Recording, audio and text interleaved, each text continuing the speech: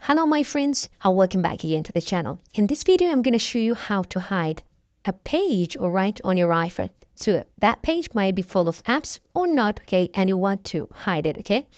So what to do is you can tap and hold anywhere, okay? And then tap on edit on the, we can say top, the left corner, right? And then edit pages, right?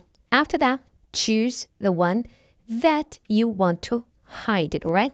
So if I tap on the second one, right from the top, okay, now it will be hidden.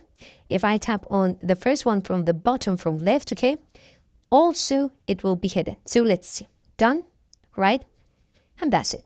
Okay, let's check, right? So only 2 pages available here, right? The other way to do so, right, to hide or unhide it, okay, tap again, right? And then tap on the 3 dots available from here, right? Okay? And you will be able to hide and unhide them again, right? So I'm going to unhide them, all right? Done. And that's it. As you can see, the pages are back again. And that's it. If it helped, subscribe for me more videos like this one.